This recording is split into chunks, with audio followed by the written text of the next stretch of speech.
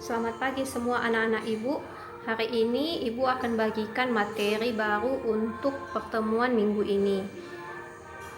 Untuk materi minggu lalu kita sudah membahas, anak-anak ibu sudah menyerahkan tugas yang dikerjakan di tugas pengamatan bab 1. Jadi sambil menonton video ini, ibu harapkan kalian membuka buku paket buku prakarya. Silahkan buka halaman 3. Kita akan membahas halaman 3 sampai halaman 6. Jadi silakan anak-anak ibu ambil buku prakaryanya, kita bahas bersama ya. Jadi kemarin kita sudah mengerjakan tugas pengamatan mengenai bagaimana pendapat kalian mengenai limbah anorganik ya. Jadi di bab 1 ini judulnya yaitu kerajinan dari limbah anorganik. Pada semester lalu kita anak-anak ibu pasti sudah membahas ya, apa itu yang dimaksud dengan limbah ya. Limbah itu sama artinya dengan sampah ya. Jadi sampah itu dibedakan dua jenis, atau limbah ini dibedakan dua jenis. Ada limbah organik dan ada juga limbah anorganik. Semester lalu anak-anak ibu mungkin sudah mengetahui apa yang dimaksud dengan limbah organik. Limbah organik itu biasanya berasal dari alam ya, yang mudah terurai atau mudah hancur atau mudah busuk. Contohnya limbah organik itu misalnya sisa-sisa makanan kita di rumah ya. Jadi kalau dibuang di tanah pasti sisa-sisa makanan itu cepat hancur ya. Itu limbah organik atau sampah organik. Sedangkan sampah atau limbah anorganik ya, itu adalah sampah atau limbah yang sulit untuk terurai atau sulit untuk hancur ya. Itu bisa berasal dari pabrik ya. Contohnya kalau kita minum aqua ya, minum air aqua, itu ada botolnya kan. Nah, botol plastik itu kalau kamu letakkan di tanah, kamu biarkan, tidak akan mudah terurai, butuh waktu bertahun-tahun agar bisa terurai. Nah, itulah yang dimaksud dengan limbah anorganik.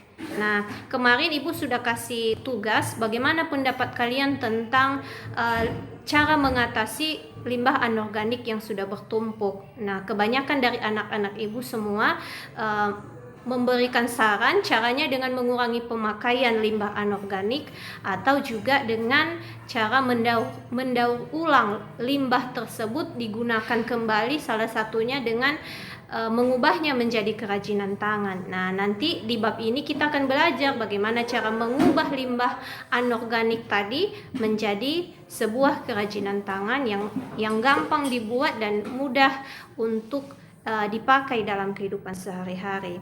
Nah, coba anak-anak ibu perhatikan halaman 4. Silakan buka buku paketnya halaman 4 ya.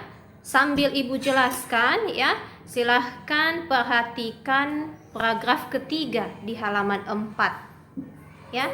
Di situ ada pengolahan limbah anorganik yang ada di lingkungan masyarakat terlebih dahulu dilakukan melalui beberapa cara. Ya, jadi mengolah limbah anorganik ini di halaman ini ada 3 caranya ya.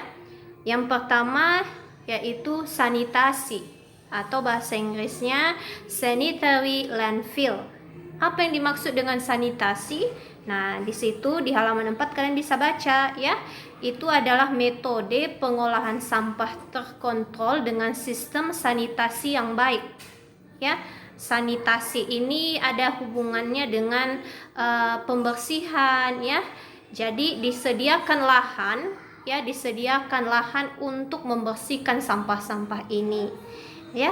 Kemudian cara mengolah limbah anorganik ini ya agar tidak bertumpuk yaitu dengan tahap pembakaran ya.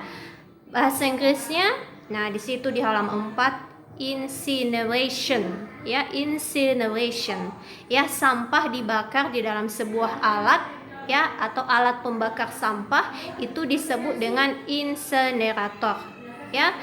Nah, kemudian cara selanjutnya yaitu dengan penghancuran ya. Bahasa Inggrisnya pulverization ya. Jadi sampah-sampah tadi ya dikumpulkan ya.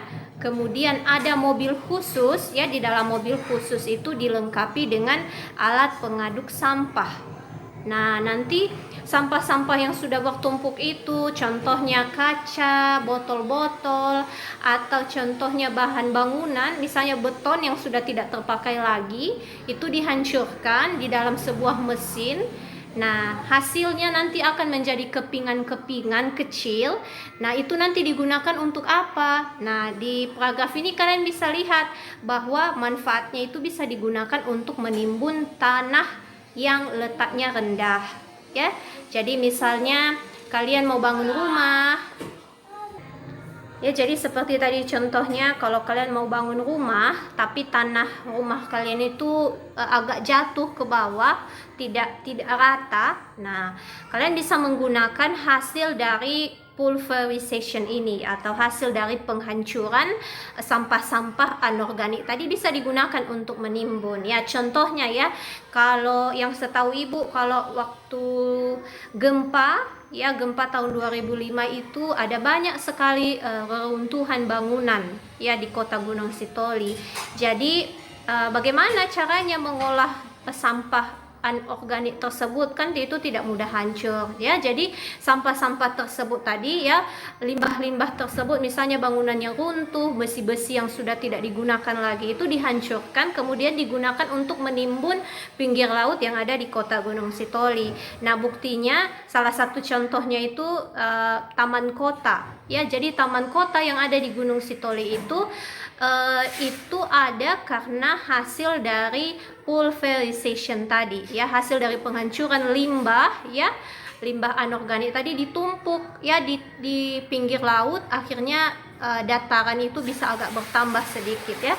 Jadi itu contohnya, ya. Jadi daripada sampahnya menumpuk, sampah tersebut digunakan untuk menimbun, ya, menimbun dataran yang rendah, ya. Nah, untuk lebih jelasnya, Ibu menyajikan 3 gambar di sini tentang pengolahan limbah anorganik, ya. Yang pertama ada sanitasi atau sanitary landfill, ya. Kemudian gambar dari pembakaran, gambar juga dari penghancurannya. Jadi anak-anak Ibu bisa perhatikan gambar yang sudah Ibu sajikan di sini. Nah, sekarang coba kita ke halaman 5. Ya, di halaman 5 coba perhatikan paragraf kedua, ya. Di situ di paragraf kedua, di situ ada kalimat, ya. Silakan perhatikan halaman 5 paragraf kedua, Ibu bacakan. Sebagai generasi muda, kepedulian dan kepekaan terhadap lingkungan hidup perlu ditanamkan sejak dini. Tantangannya membutuhkan usaha dan kreativitas kita untuk memperbaiki kondisi lingkungan menjadi lebih baik, ya. Jadi meskipun kita sekarang ini tinggal di Nias Barat, ya, mungkin anak-anak Ibu berasal dari berbagai desa, ya, tetapi anak-anak Ibu sebagai generasi muda harus peduli terhadap lingkungan, ya, bahkan sejak usia dini. Usia dini itu sejak masa muda, ya.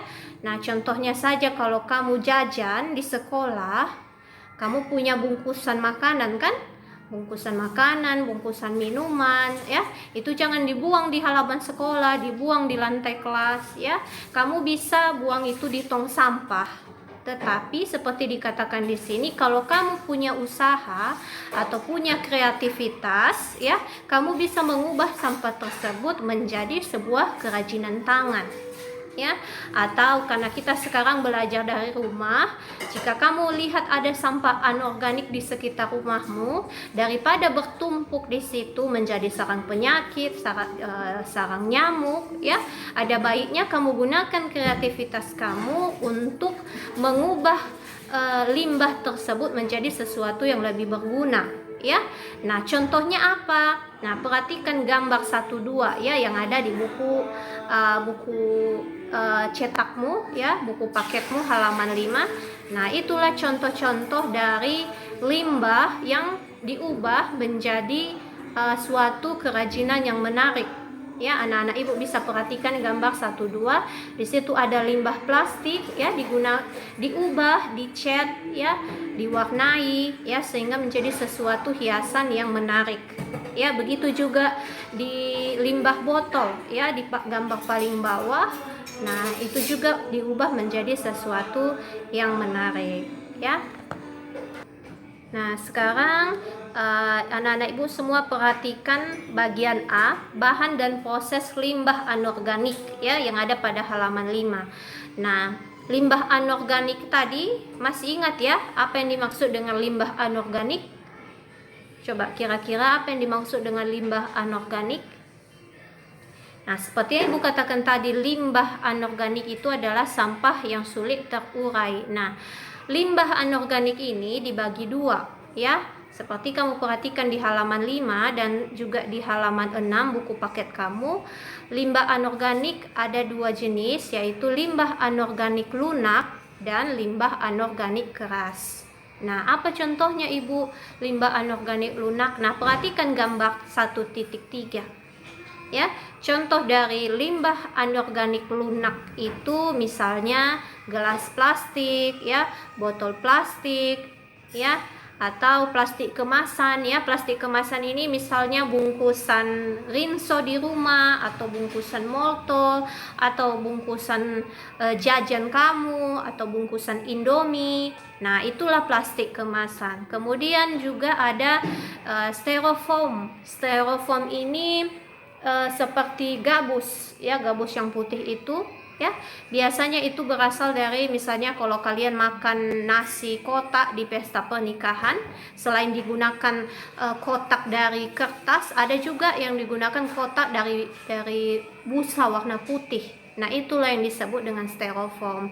Jadi biasanya selesai pesta, kotak styrofoam itu diletakkan begitu aja kan, jadi sampah. Nah, ini bisa dirubah menjadi sesuatu yang berguna atau bermanfaat. Nah, inilah contoh dari limbah anorganik lunak. Kemudian satu lagi contohnya yaitu karet ban ya, ban bekas misalnya ban sepeda, ban motor ya, yang sudah tidak digunakan lagi.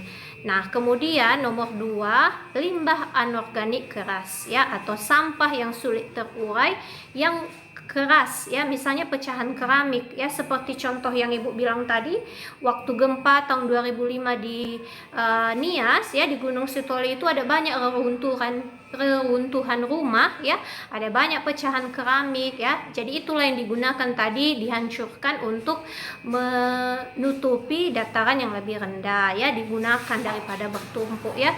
Kemudian ada lagi gambar kedua yaitu kaleng ya, kaleng-kaleng bekas makanan ya. Kemudian ada botol kaca, misalnya botol kecap asin ya, itu terbuat dari kaca kan, atau botol bir ya, itu terbuat dari kaca. Kemudian logam ya, logam misalnya paku-paku bekas ya, itu termasuk limbah anorganik yang keras ya.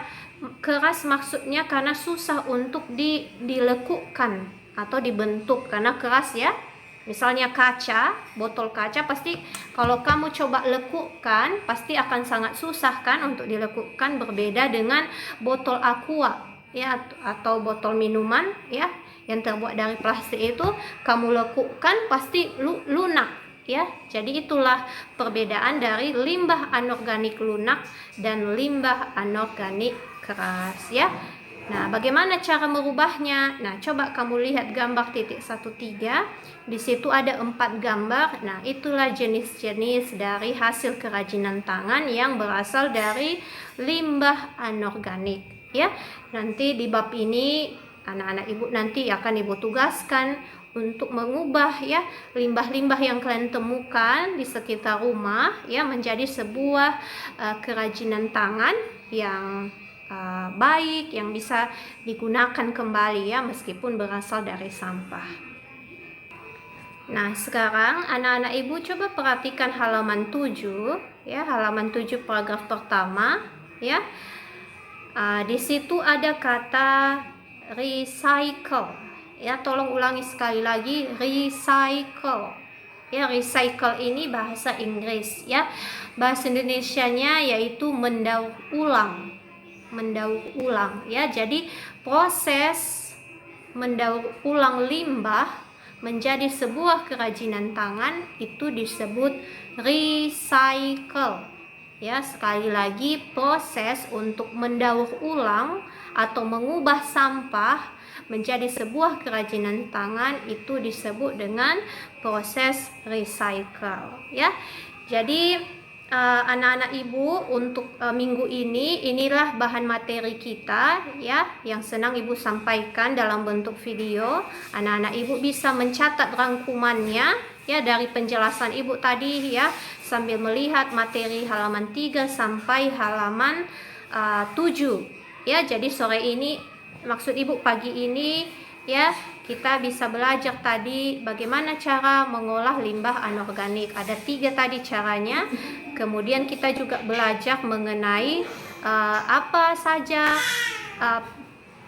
perbedaan dari limbah anorganik, ya. Ada 2 tadi, ya, limbah anorganik lunak dan limbah anorganik keras, ya. Jadi mohon dibuat rangkuman, ya. Tetap semangat belajar dari rumah. Jika ada pertanyaan, silahkan kirim melalui chat pribadi ke ibu. Oke, dan pengingat, jika ibu berikan tugas sekali lagi, jangan seperti kejadian minggu lalu, tugasnya hanya sebagian yang menyerahkan, ya. Jadi kalau ibu kasih tugas sekali lagi, tolong diserahkan tepat waktu, ya, supaya ibu juga tidak kesulitan memeriksa atau mengoreksi tugas-tugas kalian. Oke, anak-anak ibu, tetap semangat belajar dari rumah. Bye.